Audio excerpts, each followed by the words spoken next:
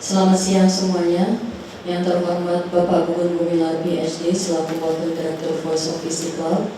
Yang terhormat para narasumber kami, antara lain Bapak Awaludin Faj sebagai pengusaha, Ibu Wulandari Sawitri sebagai Asisten Staf Khusus Presiden RI, serta teman-teman semua yang mengikuti diskusi hari ini. Alhamdulillah, puji syukur kita panjatkan karena berkat rahmatnya kita masih bisa berkumpul untuk bersama-sama menimba ilmu dari para narasumber yang luar biasa ini. Diskusi hari ini mengusung tema Engaging Youth in the Fight Against Corruption, atau dalam bahasa Indonesianya, melibatkan generasi muda dalam memerangi korupsi. Berikut ini saya bacakan susunan acaranya. Yang pertama adalah pembukaan, selanjutnya sambutan, selanjutnya pemaparan materi oleh para narasumber sekaligus diskusi dan tanya jawab, yang terakhir adalah penutup. Memasuki agenda selanjutnya adalah sambutan. Sambutan akan disampaikan oleh Bapak Gugun Gumilar selaku Wakil Direktur Voice of Istiqlal. Disilakan. Bismillahirrahmanirrahim. Assalamualaikum warahmatullahi wabarakatuh. Alhamdulillahirabbil alamin wassalatu wassalamu ala asyrofil anbiya'i wal mursalin wa ala alihi wa ashabihi ajma'in, amma ba'du. Alhamdulillah, today first of all, let's thank to Allah Subhanahu wa taala we can gather here in this our beautiful forum. Salawat and salam may be upon and sent to our Prophet Muhammad sallallahu alaihi wasallam, and his family and to us until the end of the day. Amin ya rabbal alamin. Pertama-tama saya ucapkan terima kasih kepada pembicara yang sangat luar biasa. Boleh tepuk tangan dulu kawan-kawan semua. Ada Abang dan panggilannya Abang apa? Bang Awal ya. Izin Bang Awal. Beliau salah satu tokoh anti korupsi, masih muda, dan beliau aktif di anak-anak muda, termasuk di praktisi teman-teman disable di sekitaran Jawa Barat dan di nasional. Tentunya beliau di Kota Depok ya. Terima kasih Bang sudah berbagi inspirasi buat rekan-rekan yang pada hari ini. Yang kedua, Ibu Wulan, terima kasih sahabat kami yang selalu hadir di Istiqlal, bukan pertama kali di sini, jadi ada 3-4 kali di sini ya. Terima kasih, dan teman Ibu juga, Ibu Rosita. Dan Pak Dr. Budi, beliau program manager di Voice of Istiqlal, termasuk di salah satu kami di bidang sosial di Istiqlal. Pertama, saya ucapkan terima kasih kepada teman-teman yang sudah hadir pada hari ini. Biasanya ini 30 orang sampai 40 orang, Pak Wulan dan Abang, jadi Bang Fajar, Bang Awal. Jadi biasanya kita sounding ke umum, sosmed, kemudian kita juga undang ke teman-teman Madrasah Istiqlal dan teman-teman kampus, karena memang sekarang lagi musim UAS ya, lagi UAS ngajar, saya juga lagi UAS juga ngajar beberapa kampus dan Pak Budi juga. Jadi di Istiqlal juga ada kegiatan, jadi sebetulnya ini ada bukan kegiatan resmi, tapi sebetulnya sharing and caring. Jadi kami bekerja sama Voice of Istiqlal ini, Bang izin, nama Voice of Istiqlal itu disebutkan oleh Pak Kiai Prof. Nazrul Umar kemarin bulan Mei ya, Pak Dr. Budi ya. Jadi beliau punya inisiatif besar, kawan-kawan semua, dan tentu dibantu oleh Ibu Rosita, oleh Pak Kiai Asep dan teman-teman semua. Saya juga baru masuk ini, saya datang ke sini dipanggil dari Inggris kuliah. Saya gabung bulan Maret, Pak Budi ya, Maret. Pak Budi yang sudah lama di sini, Pak Dr. Budi, Pak Kiai. Jadi sudah hampir 7 tahun Pak Budi sini udah ahli Istiqlal di sini. Jadi beliau punya inisiatif besar, Pak Kiai ini, Prof. Nasar, bahwa bagaimana kita menjembatani antara Barat dan Timur. Islam sebagai pusat peradaban tentu dimulai dari Istiqlal.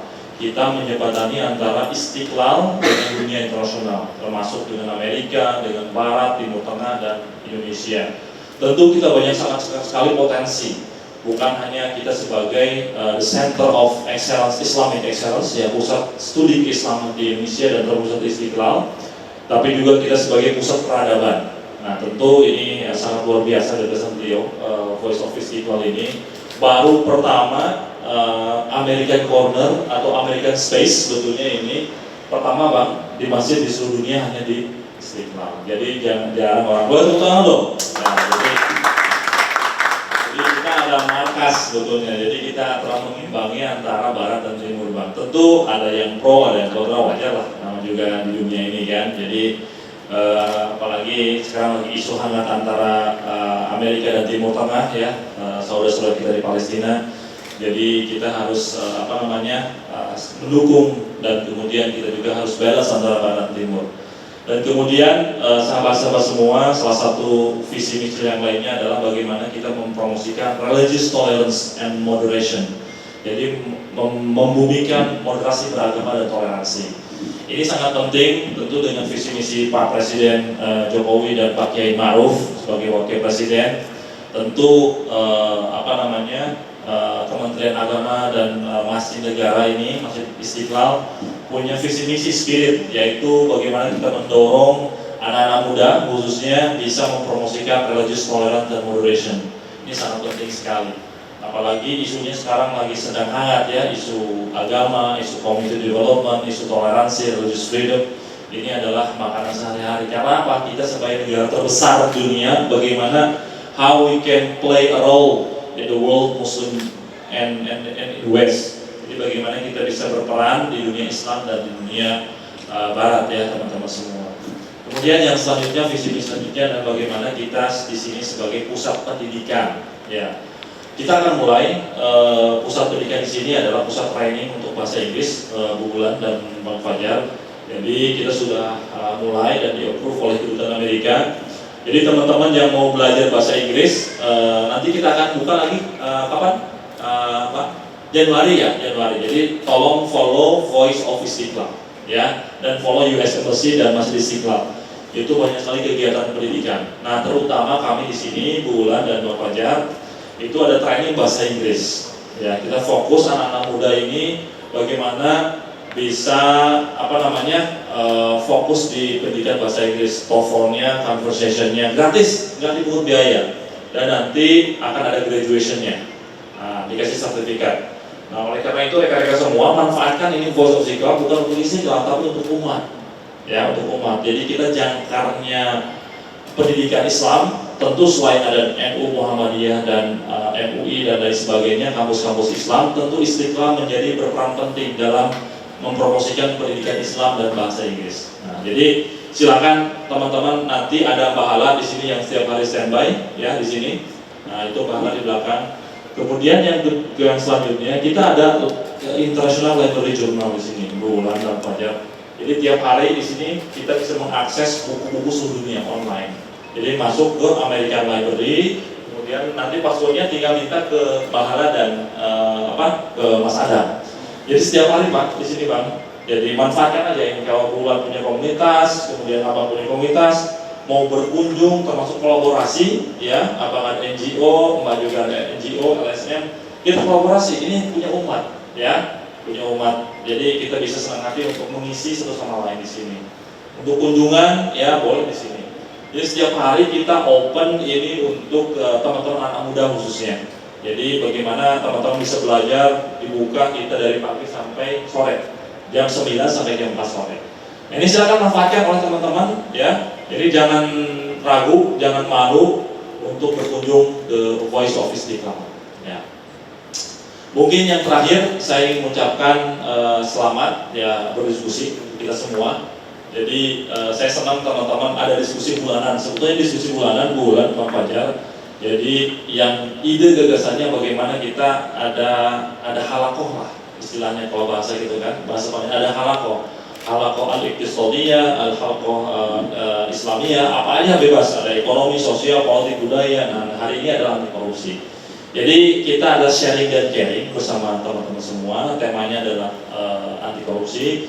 Dan kemarin kita religious freedom ya, kita sering undang anak-anak muda dari DPR, DPRD dan Kemenpora ya. Sebetulnya itu tujuan kami ingin diskusi sebetulnya bersama rekan-rekan semua. Dan tentu saya mengajak rekan-rekan semua untuk kolaborasi. Kalau ada sama dengan Hima, ada BEM ingin berkunjung atau kolaborasi, silakan bisa minjam, tinggal kirim surat kepada kami ya, kepada Imam Besar Istiqlal, lalu di ACC ke kami, nanti kita akan proses suratnya Insya Allah nggak dipungut biaya, ya, gratis ini untuk umat, ya, manfaatkan sebaik-baiknya.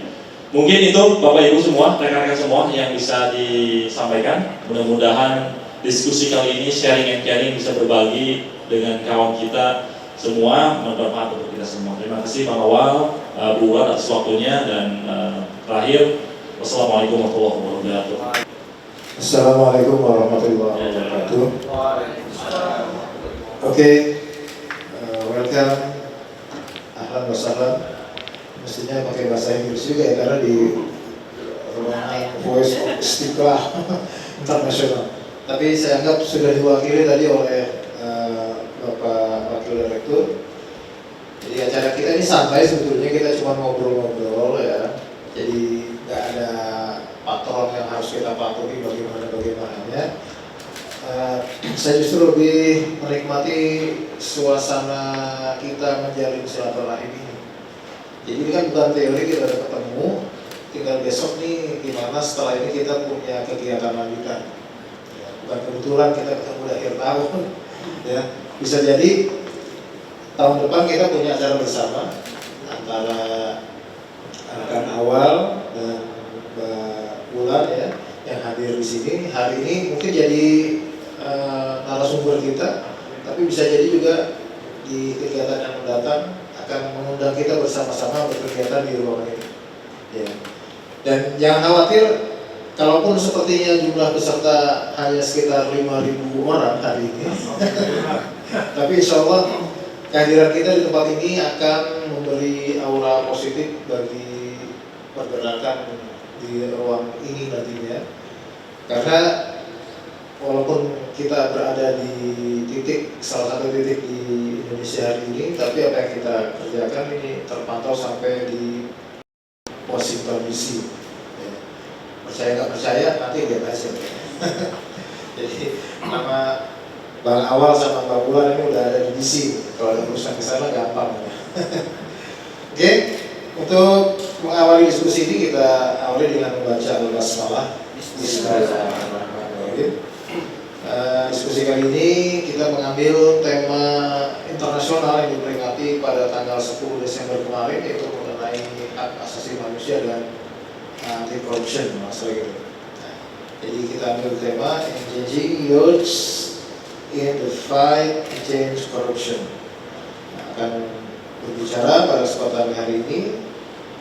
Alhamdulillah kita ucapkan juga selamat, doktornya masih hangat ya, Dr. Awaludin Fadz MPD. Ini kita undang sebagai spiritual motivator. Beliau banyak berkegiatan yang saya tahu di awal-awal dulu itu bersentuhan dengan anak-anak. Ada salah satu yang saya suka itu ada rumah kreasi dan edukasi gitu, masih ada ya awal ya. Ini dulu dia suka ngajarin anak-anak pantomim, yang saya tahu begitu. Nggak tahu kelanjutannya. Ternyata belakangan makin lagi rame nih. Ternyata dulu pernah juga membuat inisiasi bimbingan masuk pesantren. Ternyata malah sekarang justru bimbingan itu jadi pesantren, luar biasa. Dan banyak lagi kegiatannya ternyata kalau saya baca CV-nya.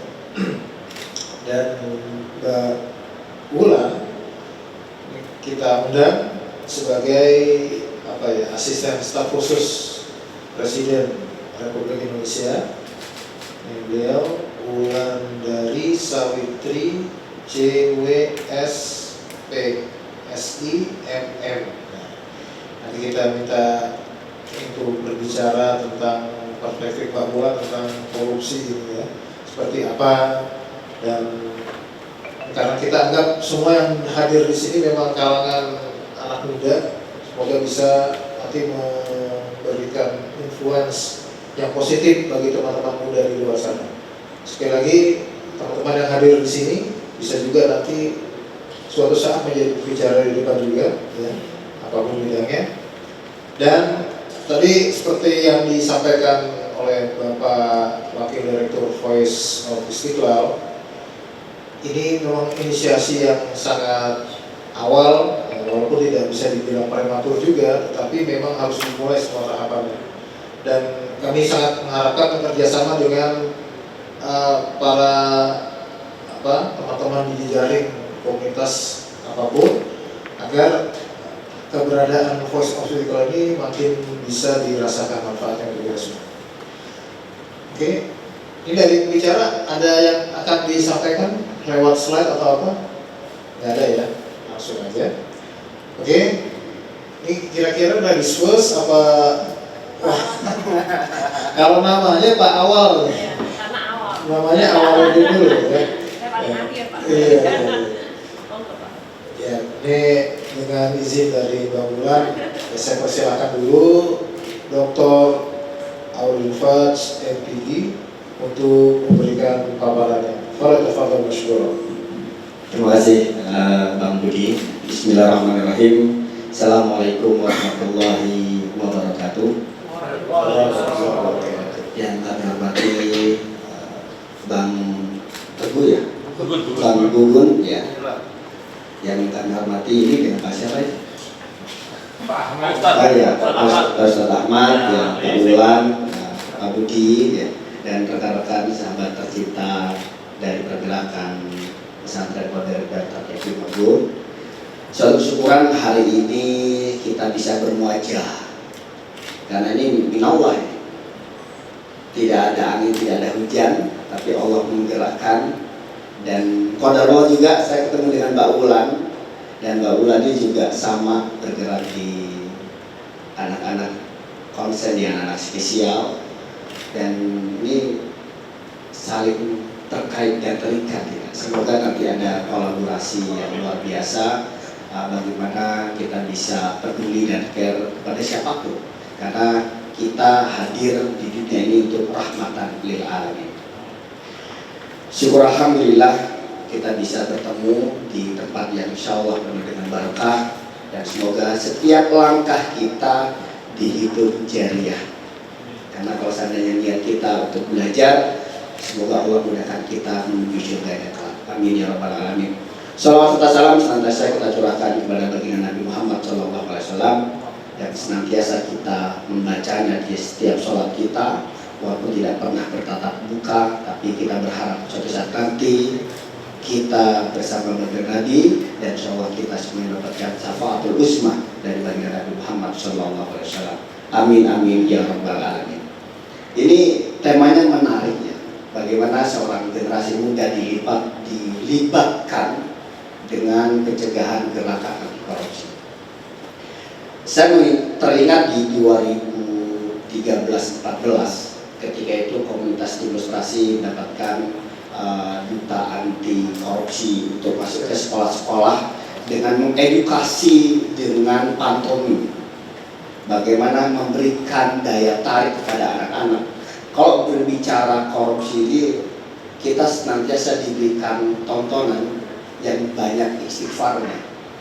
Kenapa? Karena ini harus ada antara korupsi dan integritas, ini harus menjadi acuan. Sedangkan kita dari generasi muda ini selalu dilihat, walaupun terkadang saat ini yang lagi rame ya kan, apa Bang Budi yang lagi rame, korupsi terkait dengan tower ya, sehingga ini tontonan yang tidak memberikan tuntunan, sehingga generasi muda agak jenuh nih Pak. Sehingga saya sangat tertarik dulu dengan kurikulum anti korupsi masuk sekolah. Nggak tahu kabarnya gimana gitu ya. Dan saya melihat betul modulnya ketika itu, saya juga ikut andil untuk masuk ke sekolah-sekolah. Tapi ya karena hal itu tidak dipersiapkan dengan baik SDM-nya, sehingga ya hanya mengalir begitu saja. Maka dari itu teman-teman semuanya, korupsi dan integritas ini harus dalam diri kita. Pendidikan korupsi harus seumur hidup ditanamkan. Kenapa? Karena pelaku korupsi bernama koruptor yang membawa dampak buruk kepada siapapun, membawa dampak buruk kepada negara, kesejahteraan, ekonomi, dan yang lainnya. Sehingga ini harus menjadi peran kita selaku generasi muda ikut andil. Maka saya sangat tertarik ketika saat ini lagi viral ini Bang, di lurah yang ada di Bogor.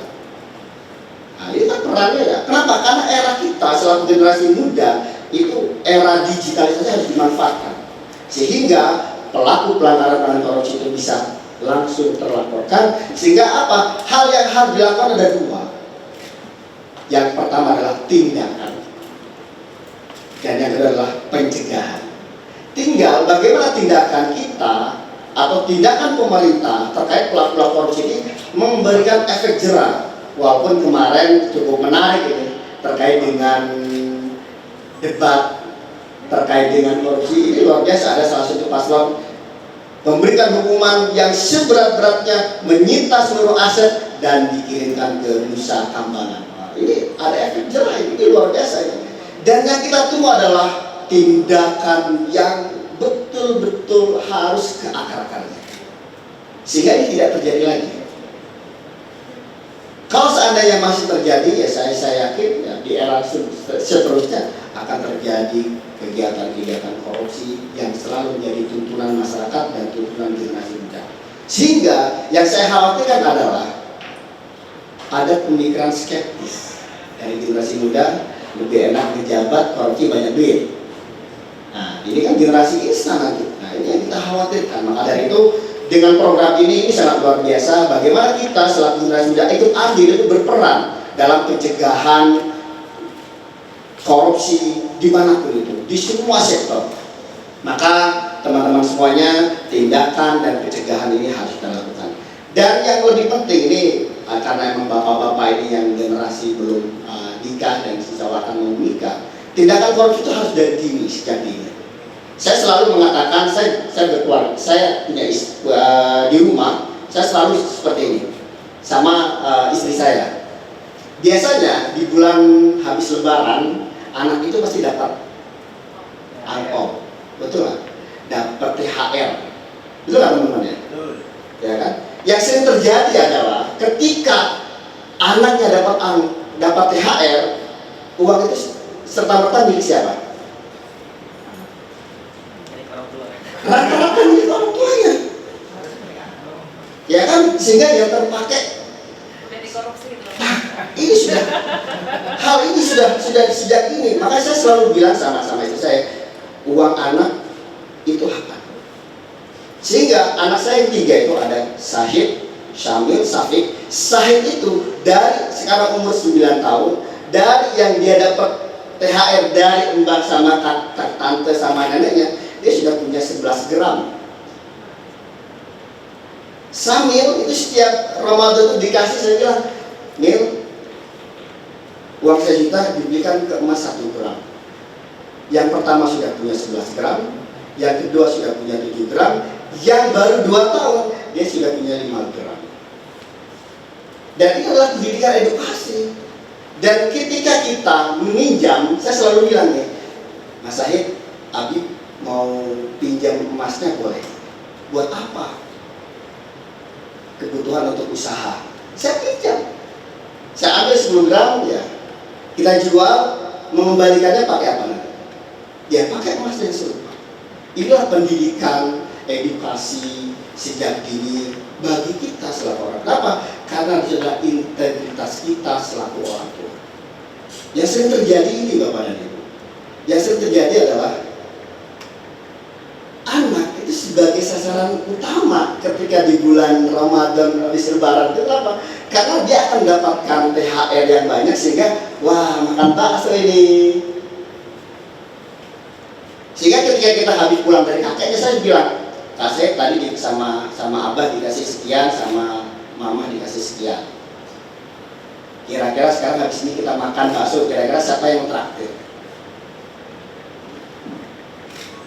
Ya sudah buat saya. Nah, ini edukasi jadi harus diterapkan.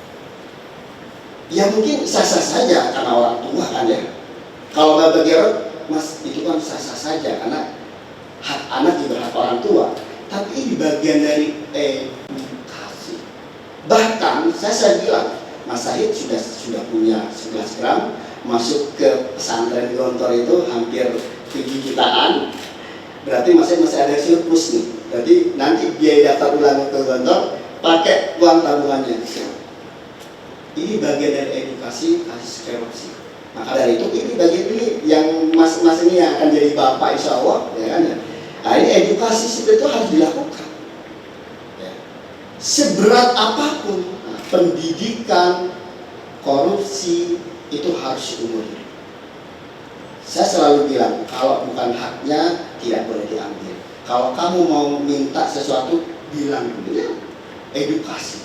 Dan ini harus dilakukan abang kakak semuanya dari sejak dini. Ya kita mulai dari mana? Kita mulai dari diri kita sendiri, kita mulai dari keluarga kita, dan syukur-syukur kita mulai dari institusi di mana tempat kita bekerja. Saya selalu bilang, saya di praktisi travel, ya, saya di tur edukasi sekolah. Saya selalu ketika masuk sekolah ini Pak pasti ada riswah, ya, suap gitu kan. Mas masuk sini bisa nggak sekian? Saya bilang sama. Saya tidak mau menjalur hak di luar batas kemampuan kita, saya tidak. Kalaupun mau, saya bilang kita hitung dari awal sudah hak dan kewajiban sudah kita berikan, ya sudah di situ akadnya. Ini edukasi hal ini harus makanya di situ ada integritas dan komitmen. Pendidikan korupsi adalah suatu hal yang harus dilawan. Kenapa? Karena merugikan diri sendiri dan merugikan orang lain. Maka teman-teman semuanya di kesempatan dialog ini saya sangat luar biasa. Dimanapun kita bekerja, yang terpenting satu, harus jujur.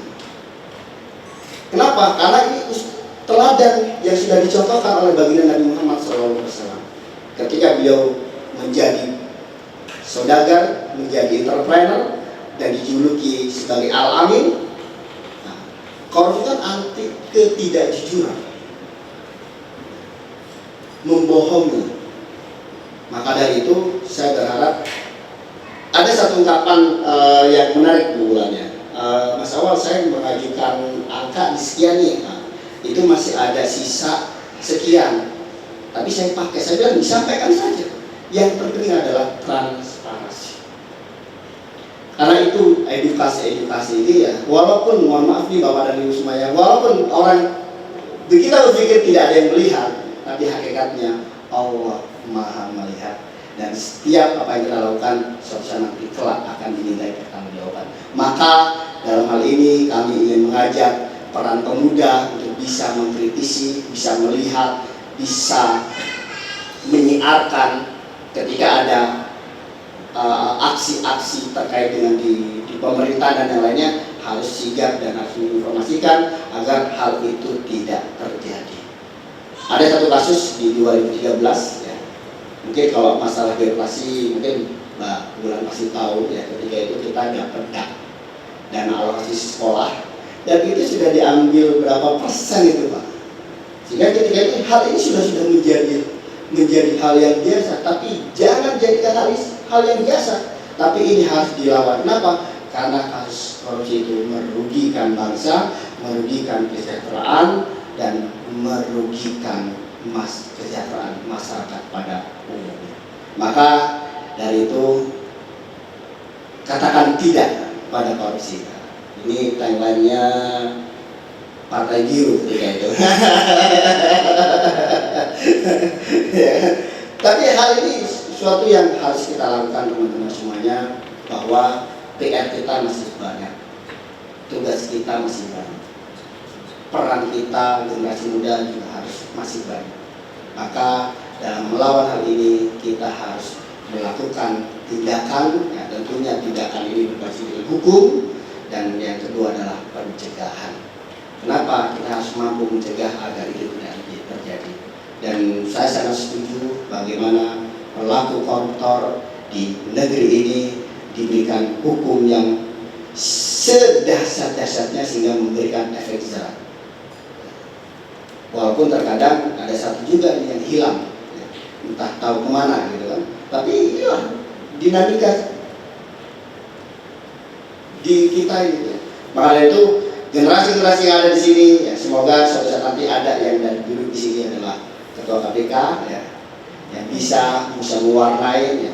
Walaupun terkadang masih banyak juga yang tontonan-tontonan yang terjadi ini tidak memberikan tuntunan sehingga kita generasi muda itu tidak welcome lagi dengan pejabat publik. Tapi saya berharap yang hadir di sini kita harus aware dan kita memiliki peran yang sama, tugas yang sama untuk bisa terlibat dalam pencegahan gerakan anti korupsi. Terima kasih. Assalamualaikum. Luar biasa nih. Kalau saya simpulkan tadi ini sebagai calon sutradara, amin ya. Kalau saya bikin film nih bakal ada judulnya Belajar Korupsi dari Angpau Bang Syahid ya. Syahid tadi anak pertamanya. Iya, saya. Luar biasa. Jadi udah terkonsep semua anak beliau insya Allah dari S semua. Ya, Syahid, Syamil, Syafiq. Nah, sama di rumah saya juga anak saya semua dari Z. Ya. Zafira, Zakia, Zia, Zauza, Mas Z juga. Ya. Barangkali karena sama-sama ini berlatar belakang teater kali gitu ya. Jadi cara berpikirnya agak-agak gimana gitu. Menarik tadi ya. Jadi ternyata kita bisa melihat perspektif korupsi dari kebiasaan kita di dalam keseharian, di antaranya tadi bagaimana ketika kita menyikapi angpau anak-anak kita di waktu lebaran. Ini luar biasa. Sepertinya perkara yang remeh-temeh ya, nggak ada kaitannya, tapi bisa jadi itu bisa kita jadikan model untuk pembelajaran anti korupsi di masa yang akan datang. Nah, selanjutnya kita ingin dengarkan juga bagaimana suara dari istana tentang korupsi ini. Ini luar biasa. Sebetulnya kami mengundang dari KPK juga, hanya saja per hari kemarin mendapat jawaban dari KPK bahwa KPK tidak bisa menghadirkan narasumbernya pada hari ini. Tapi kita sangat bersyukur bahwa ternyata langsung juga kita dapat narasumber untuk bisa menyuarakan suara. Ini suara istana atau suara Mbak Mulan di atasnya? Silakan Mbak. Baik, terima kasih. Assalamualaikum warahmatullahi wabarakatuh. Selamat siang menjelang sore, sahabat-sahabat semuanya. Salam hormat Pak Ustadz, terima kasih Pak Budi, Pak Awal juga. Senang sekali di kesempatan kali ini kita berbagi atau sharing tentang yang namanya korupsi. Dan alhamdulillah sebetulnya Indonesia ini sudah banyak menangkap pelaku-pelaku koruptor dibanding negara lain. Meskipun mungkin menurut kita masih sedikit yang terlihat, tapi tidak segan-segan di zaman era Presiden Pak Joko Widodo ini atau Pak Jokowi, dari Ketua DPR ditangkap juga korupsi, dari Menteri nggak segan-segan ditangkap juga karena korupsi, dan ada sekitar 344 pidana koruptor dari legislatif maupun eksekutif, dan juga ternyata banyak juga kepala-kepala desa yang kaget rasanya dapat dana banyak, dana desa yang melimpah, bingung uangnya mau dibuat apa, ternyata endingnya ya sudah dikorupsi dan akhirnya dipenjara di daerah-daerah setempat lewat kejaksaan. Tapi di kesempatan siang kali ini, kebetulan ini ada beberapa santri yang saya tahu ya, bukan berapa jumlahnya yang hadir, tapi kita sharing, kita diskusi. Saya mau tahu apa yang menurut kalian rasakan kalau korupsi itu kira-kira punya akhlak atau enggak? Saya mau tahu dari pondok. Ini dari pondoknya Pak Aur ya, dari santrinya ya. Ustadz-ustadznya, Masya Allah, ustadznya korupsi hati kayaknya. Oke, saya mau tahu kira-kira korupsi itu menurut kalian itu seperti apa? Coba. Untuk korupsi ya Pak? Kenalan dulu. Kenalan dulu Pak ya. Izin memperkenalkan diri, nama saya Irfan Maulana Oke. dari Depok, dari pondoknya Setawal juga, dari Tarkiyah Firmanku.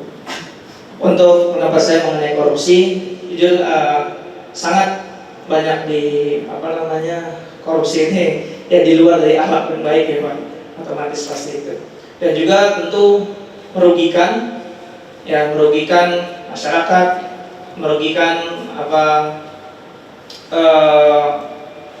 tapi menguntungkan bagi orang-orang yang korup itu sendiri gitu kan.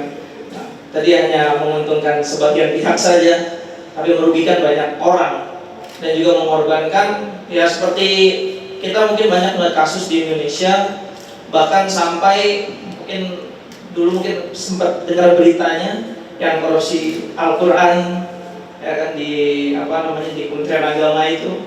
Nah itu dari sisi ini pun kita jadi melihat bahwa di negara kita pun yang sudah diberikan sudah berjanji atas nama Tuhan pun masih berani untuk melakukan korupsi gitu kan. Bahkan sampai kitabnya pun gitu yang diyakini sama kita pun gitu kan, yang jadi pedoman hidup kita pun bisa sampai terkena korupsi juga gitu kan. Dan itu benar-benar sangat membuat hati kita sebagai masyarakat itu emosi ya, kemarin sebagai umat muslim apalagi gitu. Seperti itu. Oke, sebelahnya saya mau tanya, berita korupsi apa yang pernah kamu cerna sampai itu masuk dalam alam bawah sadar? Berita korupsi ya? Kenalan dulu namanya siapa? Bablas saja. Udah punya jodoh belum? Nah, siapa tahu di sini ada yang kenalan nanti nggak tahu yang mana. Jadi kenalan dulu. Ya, perkenalkan, mohon izin perkenalkan nama saya Abi Trofila, asal dari Serang, Banten ya, kebetulan tinggal di Pondok sama sekawan. Berita yang sampai sekarang ya terdengar dan itu berasa menyakitkan gitu, dan mungkin menjadi peradaban di Indonesia ini soal korupsi ini gitu, yaitu di salah satu lembaga ya saya nggak sebutkan. Maksudnya di haji umroh itu yang sempat banyak yang gagal haji, ya berangkat haji itu mungkin berita yang sampai sekarang mungkin tertanam gitu di benak, mungkin sudah tertanam di anak-anak yang gagal haji seperti itu. Mungkin itu. Itu jadi buat kamu kesel ya secara pribadinya. Oke, terima kasih. Aku mau tanya ini, pernah nggak dengar berita korupsi apa gitu sampai kamu itu teringat-ingat terus? Jangan bersedih. Belum cerita udah sedih. Kenalin dulu, namanya siapa? Perkenalkan, nama saya Sute Ali Febrian, saya dari Sentul Bogor. Oke. Berita yang saya pernah dengar tentang korupsi, Pernah nggak kira-kira? kira-kira pernah, cuma lupa. Oh iya, daripada nggak ingat Pak. Kalau Iya. lupa biasanya ingat. Oke, dasarnya apa sih yang kamu tahu korupsi itu apa sih? Korupsi adalah suatu tindakan yang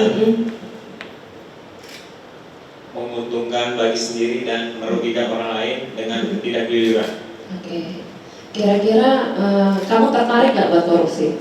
Tertarik apa enggak?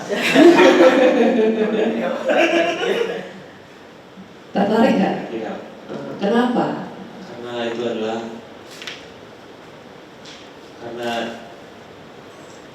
akan mendapatkan dosa yang sangat besar. Ya, itulah. Jadi terima kasih sebelahnya. Tepuk tangan dong. Dosa dan itu kembali lagi yang namanya tentang akhlak ya. Kembali situ. Kenalan dulu namanya siapa? Ya, Assalamualaikum warahmatullahi wabarakatuh. Perkenalkan, nama saya Rizky Salih Pramono, berasal dari Ambon. Jauh ya? Ya. Iya. Pramono tapi ya. Tapi namanya Jawa. Nama orang Sunda. Oh, sudah. Pramona dong ya. Belakangnya A ya. Pernah nggak lihat kabar berita-berita di luar tentang korupsi yang kamu tahu atau mengalami orang sekitar atau kerabat terdekat? Untuk korupsi kan kalau biasa di TV itu sering kita lihat, tapi kita nggak tahu karena kita belum terlalu paham masalah korupsi itu gimana sih, gitu kan? Karena korupsi itu tidak langsung dibahas di biasanya semuanya ada kabar tentang ada yang korupsi gitu. Jadi kita nggak tahu korupsi itu apa yang dikorupsi mereka itu apa gitu. Jadi menurut saya korupsi itu tuh kenapa? Masih tabu nggak buat kamu? Maksudnya masih itu apa sih Mbak? Aku belum seberapa tahu tentang korupsi itu atau gimana? Iya, korupsi kan yang sering saya dengar tuh tentang LHKPN, itu kan tentang harta kekayaan gitu, tentang korupsi seperti itu. Itu kan saya pernah coba mencari tahu gitu, tapi kurang jelas gitu gimana gitu. Jadi pernah juga sempat cari tahu korupsi itu apa. Jadi pernah dengar juga korupsi tentang apa? Pariwisata itu biasanya saya pernah dengar ada yang mengambil atau uang dari dana pariwisata itu tapi gak balik ke negara, jadi pernah dengar aja seperti itu. Dia masih bingung korupsi itu sebenarnya apa. Oke. Terima kasih ya. Nah ini sebetulnya adalah sedikit kita sharing, berbagi di sini, edukasi bareng-bareng. Saya mau tahu sejauh mana sih kalian mengetahui tentang korupsi. Korupsi itu sebetulnya terjadi karena tidak ada kepuasan diri. Udah enak di dalam, sekali nyoba kok enak keterusan. Tapi enaknya ini beda, enaknya menguntungkan diri sendiri ataupun kelompoknya. Dan kembali lagi itu tentang akhlak. Sebetulnya Presiden sudah punya perpresnya, itu di 2018 tentang perpres korupsi. Dan memang banget disayangkan, pernah lihat nggak orang pakai jaket orange? Ya, itu Pak Ustadz, ya kan? Itu nggak malu loh, tapi kayak dada-dada. Itu kembali lagi sih sebetulnya yang krisis kita saat ini adalah krisis akhlak sebetulnya. Krisis kita bersama kali ini yaitu bagaimana kita harus melakukan yang namanya revolusi mental. Revolusi mental ini bisa terjadi karena apa? Karena kita harus tahu yang namanya etika. Terus juga kita harus bareng-bareng, gotong royong, jangan menutupin satu sama lain tentang hal yang tidak baik. Dan itu kita harus punya integritas. Nah di sini kita sharing tentang korupsi itu apa. Saya sempat waktu itu saya menjadi tenaga ahli di salah satu kementerian. Di kementerian saya itu digeledah. Saya ketemu sama para penyidiknya di situ. Benar-benar waktu itu clear, bukan yang zaman sekarang ya. Di periode tahun 2012, 2013 itu benar-benar sangat clear. Kalau kalian mau nanti kerja, saya sarankan salah satunya di KPK. Karena apa? KPK itu secara integritasnya baik Pak. Itu sebetulnya KPK itu suci buat saya, tapi oknum yang membuat tidak suci di situ. Jadi sama dengan politik. Politik itu suci, tapi oknumnya aja yang membuat tidak suci di dalam situ. Nah, di dalam KPK itu saya sampai ngasih konsumsi, mereka tidak mau menerima. Konsumsi aja kita sediain di ruangan, silakan Pak, mau makan? Enggak. Benar-benar nggak mau menyentuh dari kementerian kami waktu itu, dan dia bawa sendiri. Itu integritas yang nggak mau menyentuh barangnya kita dan nggak ada teknik aling-aling, dan itu seusia kalian muda-muda. Kebanyakan para pegawai-pegawai di KPK adalah usia-usia milenial, setahu saya, untuk para penyidik itu, dan mereka berani dan tegas. Saya mau melihat ruangan ini, kalian semua minggir, benar-benar semua harus clear, harus minggir, dan saya pandangan mata saya melihat itu di beberapa tahun yang lalu. Ketika sekarang ternodai itu kan hanya oknum.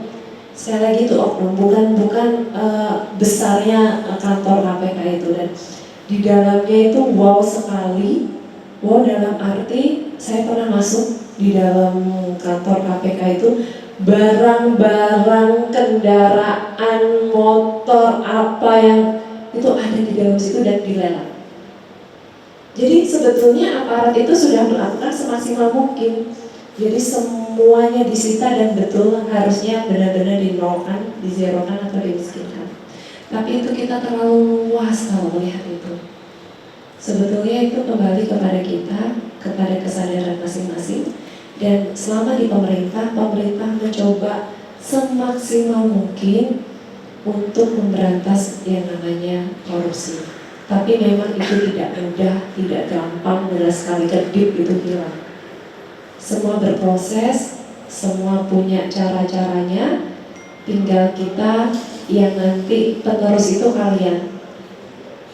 Para pemuda-pemuda yang nantinya ingin bekerja di mana, mau di pemerintah, mau di legislatif apapun, supaya Bapak Al tadi mengatakan say no to korupsi, itu insya Allah dari diri kita. Yang penting apa? Yang penting kita punya kesadaran, kita punya rasa syukur yang berlebih. Karena biasanya para oknum-oknum ini syukurnya maaf agak kurang. Udah dikasih enak, pengen enak lagi, semacam itu. Sama saya halnya, kemarin saya nangani beberapa, bukan nangani ya, saya sharing diskusi dengan beberapa teman-teman di Kementerian Desa. Waktu itu banyak kasus terjadi korupsi itu dari kepala-kepala desa di daerah-daerah, bukan karena apa-apa sebetulnya, karena kaget aja. Dan itu tidak banyak seperti yang sebenarnya, hanya beberapa oknum saja di dalam situ. Jadi di sini kita sharing, kita diskusi. Tadi kenapa saya ngajak kalian diskusi? Kita harus saling mendengar satu sama lain. Tidak dari sayanya, tapi saya harus juga mendengar dari kalian, dan kalian itu the next pemimpin, harus berani bicara. Jangan diam, enggak. Itu bukan kita masyarakat Indonesia. Kita harus benar-benar tegakkan keadilan bareng-bareng di sini. Kita punya norma dasar kita agama, dan kita punya norma Pancasila sesuai Undang-Undang 45. Kita harus gerakkan bersama-sama. Saya berharap kita bareng-bareng belajar. Tadi sudah ada jawaban pada diri kalian masing-masing sebetulnya. Saya tuh korupsi.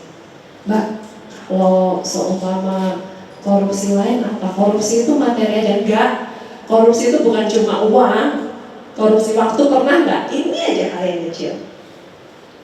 Kalau tadi agak berat nih ngomongnya tentang pemerintah, tentang negara, tentang tatanan, berapa ratus yang sudah dipenjarakan, dipidanakan oleh pemerintah terkait korupsi.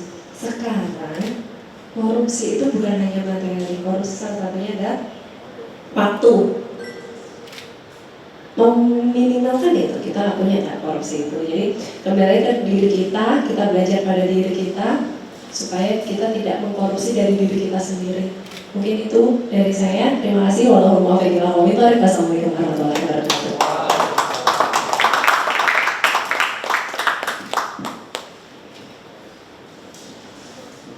Luar biasa ya. Yang saya bercatatan tadi Mbak Wulan menyebutkan korupsi adalah krisis akhlak. Itu Mbak Wulan ya. Yang besarnya gitu. Jadi kita tadi diminta untuk membuat definisi tentang korupsi apa yang kita kenal. Ternyata menurut Mbak Wulan di sini, jadi kalaupun ternyata sudah banyak orang ditangkap karena kasus korupsi, bahkan undang-undang juga sudah sangat jelas tentang masalah korupsi ini, juga ada lembaganya yang mengurusi masalah korupsi ini, tapi tadi disebutkan bahwa korupsi itu sebetulnya terjadi karena ada orang yang tidak puas terhadap dirinya sendiri, dan semua kembali pada masalah akhlak. Tadi juga Mas siapa yang tengah tadi ini? Ya, siapa? Irfan. Mas Irfan menyebutkan menes, bahkan kitab suci aja katanya dikorupsi gitu ya. Kalau dalam tinjauan filsafat itu, korupsi Al-Quran itu tidak seperti yang dibayangkan teman-teman ya. Kalau korupsi fisik Al-Quran itu sama dengan korupsi yang lainnya, korupsi barang material. Tapi korupsi yang berat dalam Al-Quran itu adalah mengkorupsi ajaran-ajaran Al-Quran. Kita para guru yang sempat belajar, karena lebih kacau lagi kita baca tapi tidak kita implementasikan. Kita implementasikan tetapi tidak sempurna. Ini kita koruptor juga kalau itu, lebih kacau lagi. Dan jangan-jangan ini sumber awal penyakit atau virus korupsi itu. Jadi korupsi Quran ya, bukan korupsi yang tadi ajaran Al-Quran ya, tapi korupsi ajaran Al-Quran. Oke, kita berikan kesempatan kepada teman-teman untuk bertanya 1-2 pertanyaan kepada narasumber kita ya. Ini karena tadi juga kita mendapat informasi tentang edukasi dari Bang Awal. Mungkin ada yang mau menanyakan, itu waktu jadi duta korupsi di Kota Depok itu, duta anti korupsi ya, di Kota Depok itu seperti apa gitu, atau mungkin pertanyaan lain silakan. Bismillahirrahmanirrahim. Assalamualaikum warahmatullahi wabarakatuh. Mungkin saya bertanya ke dua-duanya materi. Pertama ke Ustaz Awal. Pertama kebetulan kan aku bergerak di bidang anak-anak difabel juga. Bagaimana Ustaz menanamkan kepada anak-anak, karena penting juga gitu kan, penting juga ke anak-anak yang difabel ini ditanamkan tentang anti korupsi gitu Ustaz. Ya, yang bahkan kita mungkin juga saat ini ke anak-anak yang normal pun gitu ya, agak sulit untuk menanamkan itu gitu.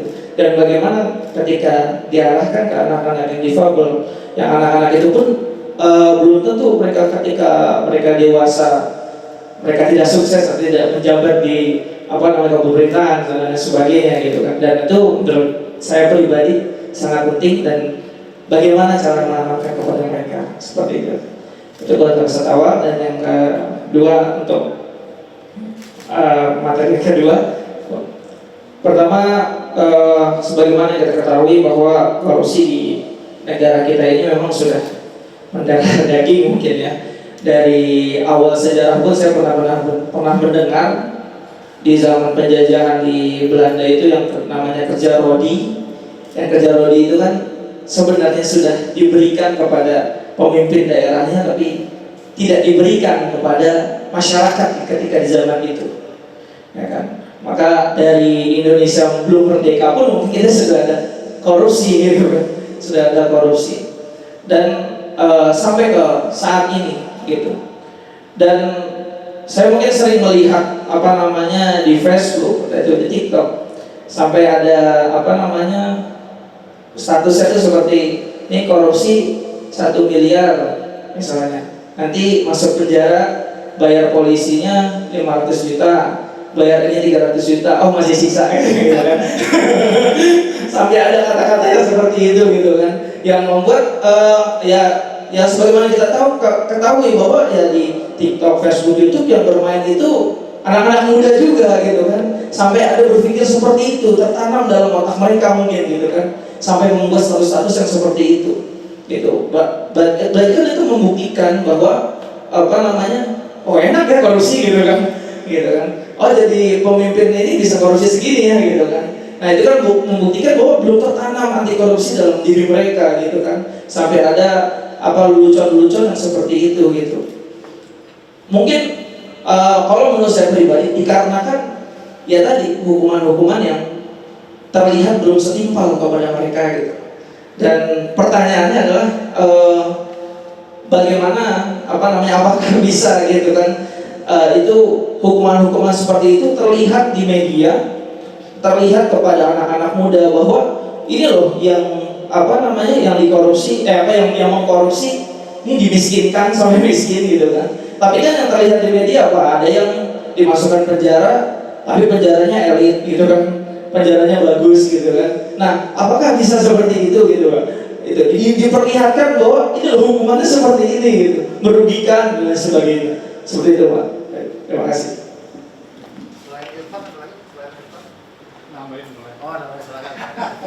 Assalamualaikum. Saya cuma pengen nambahin aja. Korupsi kan ya ada grade A, grade B, mungkin ya kalau diklasifikasikan begitu.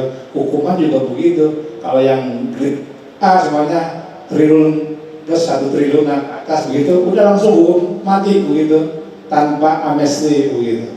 Ya, yang dihukum mati pun ya kan mengajukan banding ya dihukuman seumur hidup. Tahu-taunya udah lolos. Di mana itu hukum gitu. Saya kira itu aja. Jadi ada grade-nya begitu. Terus tertulis paten aja diusulkan begitu. Grade A untuk korupsi dari batas sekian sampai sekian miliar, hukumannya ini begitu. Jadi semua pejabat yang mau mendatangi itu udah langsung tanda tangan aja begitu. Konsekuensinya itu aja. Korupsi ya hukum mati tanpa amnesti begitu. Mungkin ya salah satu mungkin pemikiran untuk membuat mereka efek jerak tersendiri begitu. Tadi harus dilaksanakan begitu, harus dirilkan begitu. Yang dirilkan aja hukuman mati seumur hidup, kabur nggak kemana, tahu-tahunya di tempat lain begitu. Hukuman 15 bulan, tahu-tahunya udah di luar, keluarnya kapan nggak tahu begitu. Saya kira itu aja sih. Terima kasih. Assalamualaikum warahmatullahi wabarakatuh. Ya, ada dua penanya ya. Yang satu tadi dari siapa lupa namanya? Evan ya. Bagaimana menanamkan sikap anti korupsi kepada anak-anak tadi, khususnya karena Bang Awal berhubungan dengan anak-anak difabel, nanti kasusnya di difabel seperti apa yang diterapkan oleh Bang Awal. Terus juga tadi ada pernyataan bahwa ternyata kalau diteliti dari sejarah, Rodi merupakan satu contoh nyata korupsi para penguasa atas hak rakyatnya itu ya masa depannya. Nah, terus tadi ada kesan dari narasi yang dibuat anak-anak muda bahwa ternyata kalaupun pelaku korupsi itu terkena jerat hukum, secara hitung-hitungan ekonomi dia masih untung ya. Jadi penjara berapa tahun, oh berarti harganya sekian, begitu sudah bebas. Nah, masih ada saldonya gitu ya kurang lebih ya. Masih ada pensiun. Ini kesannya begitu ya. Apalagi ini saya mau nambahkan ya, apalagi ini kesan masyarakat umum barangkali korupsi tidak mematikan nama baik seseorang, bahkan siapapun yang pernah menjalani hukuman korupsi maka tidak otomatis menjadikan dia tidak bisa masuk dunia politik. Nah, itu padahal itu sangat rawan sekali. Nah, ini mungkin nanti dari Pak Bulan ya, bagaimana seperti apa perspektif Pak Bulan mengenai hal ini. Dan tadi Pak Ahmad juga menambahkan kenapa sih nggak dibuat grade-nya aja biar langsung gitu, jadi nggak usah pakai yang bertele-tele gitu. Kalaupun ada yang dihukum mati, yang mana sih kok nggak pernah kelihatan ada orang yang dihukum mati? Ya, tahu beritanya ternyata sudah diperingan jadi seumur hidup, tapi juga ternyata orangnya udah nggak ada seperti itu. Nah, pertanyaan ini mungkin merupakan pertanyaan masyarakat secara umum. Kami silakan kepada dua narasumber untuk menjawab. Baik, izin jawab dari pertanyaannya Ustaz Irfan. Yang pertama, ya kita harus mufakat bahwa korupsi itu adalah extraordinary crime. Jadi kejahatan yang luar biasa. Nah, ketika kita sudah satu persepsi yang sama, ini menjadi PR kita bagaimana ini bisa diedukasi ke pemuda-pemuda yang lainnya dimanapun berada. Saat ini terkait dengan anak-anak kita, anak spesial, ini kan ada dua kategori, yaitu yang berkaitan dengan fisik, yang terlihat secara fisik, yang difabel. Ada yang tidak terlihat, tapi dia secara mental dan psikis dia anak difabel. Konsentrasi kita adalah di anak-anak yang tak terlihat. Kenapa? Ya kita edukasi itu mereka kan ada rasa kurang, tapi saya rasa kalau untuk memiliki yang lain anak feminine. Yang harus kita edukasi adalah bagaimana anak itu bisa sholat dengan baik, berwudu, membaca Al-Quran dengan baik. Dan saya rasa dia tidak ada, walaupun ya memang ketika dia menginginkan sesuatu, dia tantrum, dia harus. Ya. Dia harus ketika dia ingin sesuatu, dia harus. Ya. Tidak bisa tidak, tapi bagaimana mengedukasi, memahami. Saya selalu ketika ada adik-adik kita, ketika ada di mall, kita ajak edukasi itu, ketika dia ingin sesuatu, dia kan harus mengambil. Kenapa? Dia tidak tahu untuk menyampaikan izin, tidak bisa. Yang kita edukasi adalah kita rangkul dan disampaikan. Kalau bukan haknya, tidak boleh langsung diambil kecuali permisi. Ini hal yang simpel saja. Sehingga peran kita dalam edukasi lebih banyak di sini. Kalau kita memberikan penjabaran korupsi itu A, B, B, wah agak sulit. Tapi kita mengedukasi adik kita ini agar tidak mengambil hak atau tidak memakai hak orang lain tanpa seizin pemiliknya. Ini yang kita sampaikan. PR kita saat ini, teman-teman semuanya, ketika adik kita ini sudah masuk di usia remaja, ketika dia minta kepada orang tuanya, "Mah, Aa pengen nikah," itu yang paling berat. Walaupun ya Allah menciptakan berpasang-pasangan, tapi luar biasa. Ya kita juga mencarikan, walaupun ada di daerah Panggulan itu, Ustaz Budi, itu baru berapa bulan, 3 atau 4 bulan yang lalu menikah. Yang satunya adalah bisu, dia anak difabel, ya. Terus yang satunya lagi dia tunarungu. Alhamdulillah dipertemukan. Sehingga ketika ijab kabulnya ya tidak mengucapkan qabil tu nikah saja. Ketika itu bilang, ya udah selesai. Dan itu semua terharu. Dan itu bagi saya, wah ini subhanallah. Istrinya menerima, suami menerima. Apa yang lagi dilakukan sekarang? Apakah dia dapatkan pekerjaannya lagi? Tidak, dia hanya jual bensin. Nah ini kan PR bersama, bahwa mereka juga punya hak. Saya riset itu, apakah dia tidak punya hawa nafsu atau keinginan memiliki? Dia punya keinginan. Bahkan ada salah satu orang tua, saya telepon, ketika dia minta, "Ustaz, anak saya pengen merasakan dating, dinner baru, makan baru, gimana?"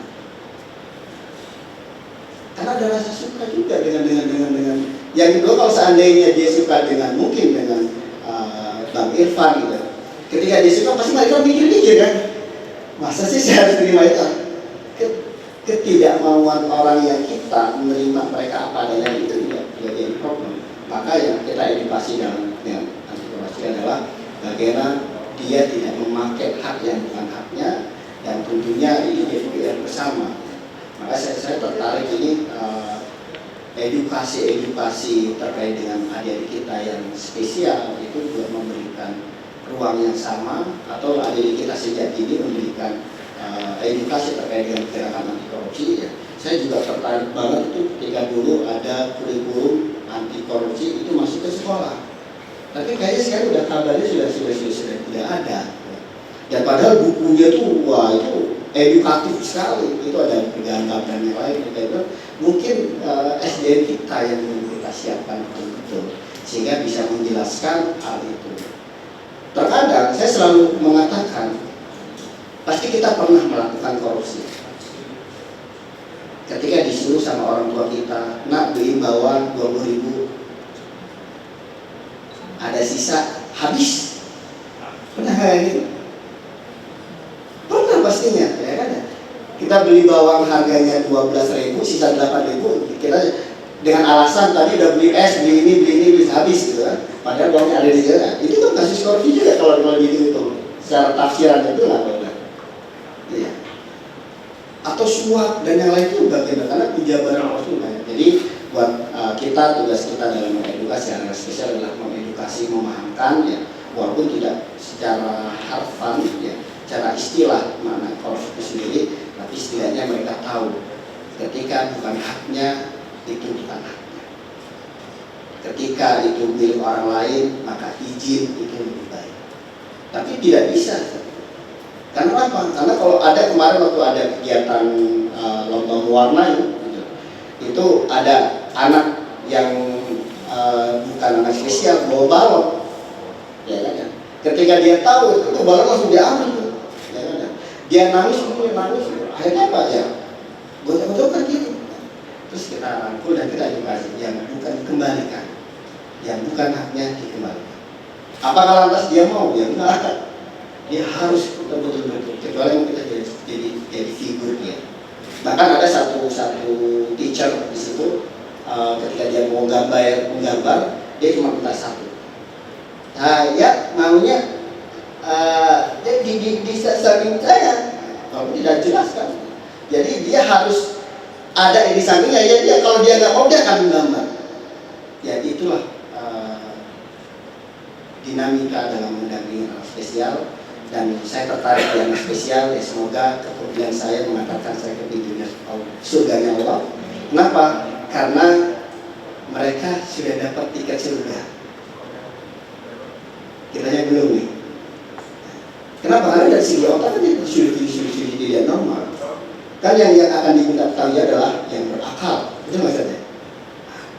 Mereka, ya makanya tugas kita saat ini kita mendampingi anak-anak spesial untuk bisa belajar berwudu, bisa belajar sholat dengan baik, bisa belajar ngaji dengan baik. Jadi kalau ada pelatihan-pelatihan pendidikan agama buat anak spesial terkait dengan bisa pelatihan di sini misalnya untuk belajar wudu, untuk belajar sholat, ini kita bisa laksanakan di sini. Jadi kita undang beberapa, dan itulah edukasi anti korupsi ke anak-anak spesial. Terima kasih.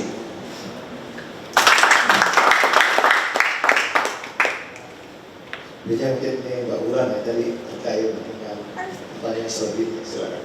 Gimana tadi? Ini tadi Mas Irfan ya menyoroti masalah, katanya Rodi itu merupakan satu jejak sejarah korupsi para penguasa terhadap rakyatnya. Nah, jadi yang jadi pertanyaan, narasi anak muda sekarang yang menganalogikan apabila dihitung-hitung ternyata kalaupun koruptor itu tertangkap setelah dihukum masih ada untungnya gitu. Betul. Oke, makasih Irfan pertanyaannya. Jadi ngingetin saya sebetulnya bahwa kita itu kan sebetulnya memang berulang. Sejarah itu berulang dari ratusan tahun zaman kerajaan dulu sampai yang sekarang. Tapi tinggal memaknainya kita bisa lebih baik nggak dibanding sebelumnya.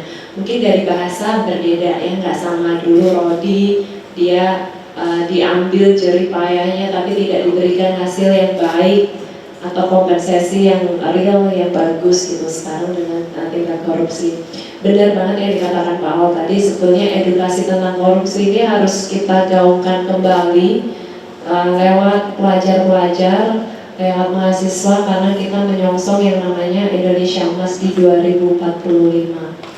Mau tidak mau itu jadi masukan, karena kebetulan saya di pemerintahan, ini menjadi gerakan bagus nih, gerakan bersama yang nanti coba saya lihat di kementerian apa pasnya itu, dan itu diedukasi. Jadi kalaupun dia tidak ada di momen pokok, minimal di dalam sebuah materi itu ada edukasi tentang yang namanya korupsi. Kita banyak banget, ada bela negara di situ dari Kementerian Pertahanan. Salah satunya mungkin kita bisa memberikan edukasi tentang poin-poin kenapa kita tidak boleh korupsi dan sebagaimana.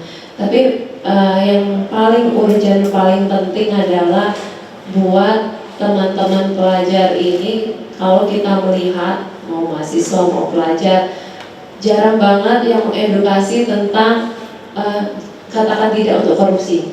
Minimal sekarang mohon dibantu lewat media sosial kalian. Itu aja. Jadi kembali lagi ke dalam diri kita untuk mensosialisasikan gitu lewat medsos, ada Instagram di situ, ada Facebook, ada Twitter dan sebagaimana. Gaungkan terus tentang korupsi. Korupsi itu nggak banget loh guys, dengan bahasa-bahasa sekarang.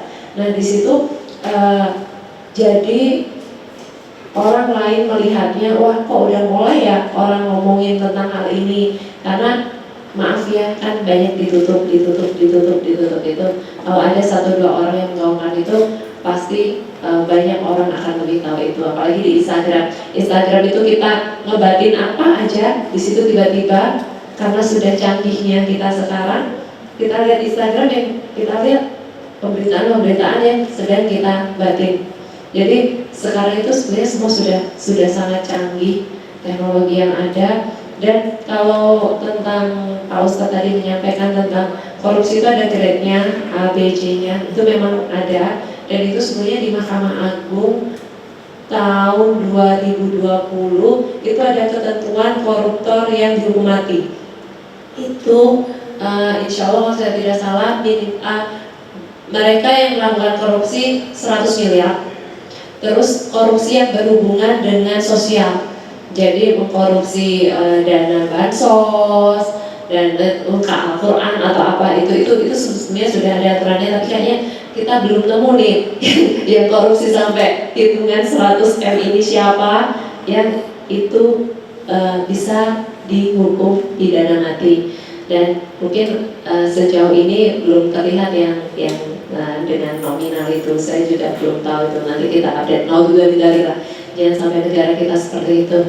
Itu sih dari saya, Mas Irfan dan sahabat-sahabat semua, mohon dibantu mensosialisasikan tentang hal-hal ini dari akun media kalian. Mohon dibantu dari diskusi-diskusi kalian di ruang publik, bareng sama teman, bareng sama sahabat, ngobrolin ini supaya ini lebih tergaung lagi. Mungkin itu Pak Budi, terima kasih.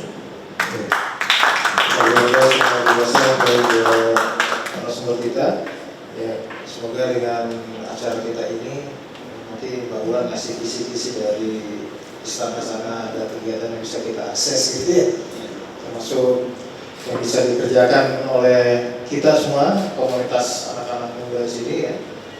Yang lebih khusus lagi karena spesifikasi yang dipilih oleh Bang Awal, semoga juga mendapat angin segar dari komunitas-komunitas lainnya dan bisa sampai juga ke istana ini. Ada anak muda punya perhatian khusus ya terhadap kaum difabel, dan kalau dikaitkan dengan tema yang lebih spesifik lagi, tema anti korupsi mungkin juga akan lebih menarik.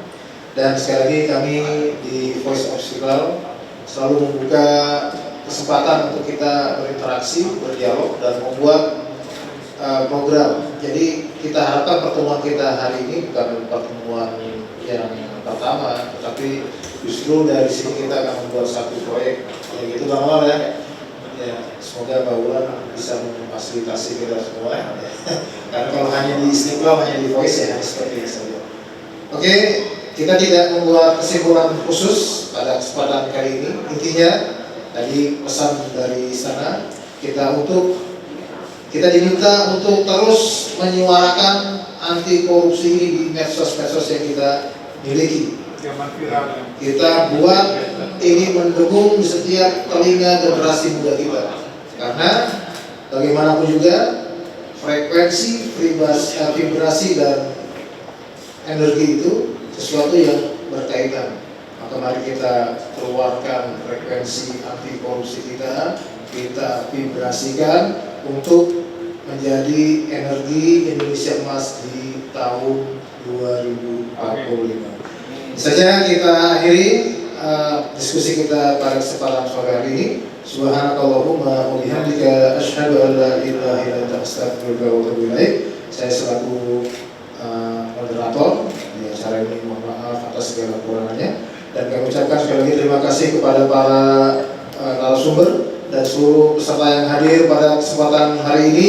Semoga kita akan bertemu dalam program-program yang spektakuler selanjutnya. Kami serahkan kepada pembawa acara.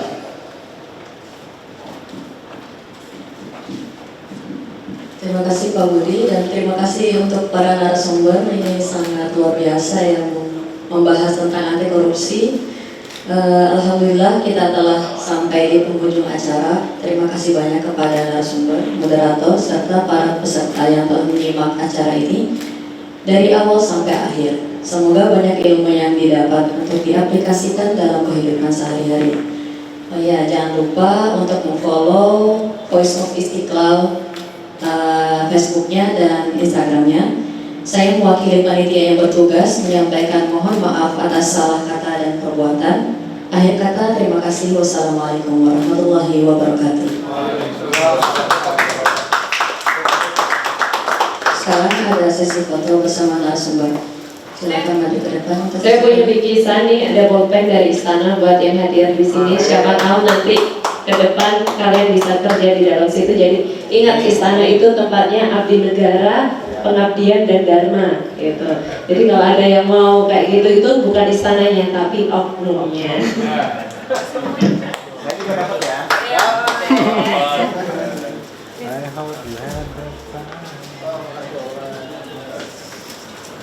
Terima kasih. Ini foto ya, kita mau foto bareng. Iya. Ini sama nih. Biar dari sana. Oleh. Siapa tahu nanti ke depan kita nggak tahu ya, ada yang jadi menteri di sini. Jangan ya. Ini ada calon wakil pres di sini kan? Oh ya, boleh. Siapa yang belum nih? Semuanya. Itu ya. Ayo sama foto. Fotografer juga sama, semuanya kasih. Dapat saya bawa banyak kok. Siapa yang belum? Siapa belum ya? Ada lagi apa? Ya foto-foto dulu. Iklan bang ya. Nanti gantian ya.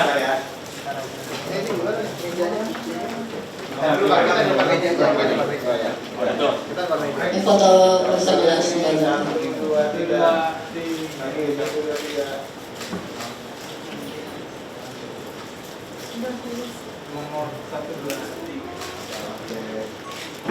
Saya all partisipan. Ya, all partisipan. All participant please.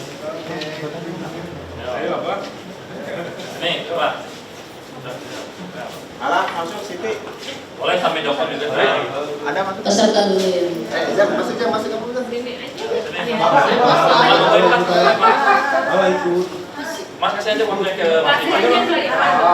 Ipan. Malah, Siti, ayo. Siti. Dan kasih aja ke Mas Ipan. Ada. Pak Abi. Ayo di belakang kita belum. Siti di sebelah kanan nih. Bang, sini bang, foto bang. Dam. foto. Sini foto. Oke. 1, 2, 3. Di depan.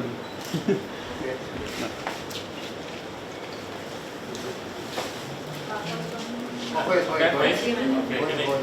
ini buat kamu nih ya. Not too bad.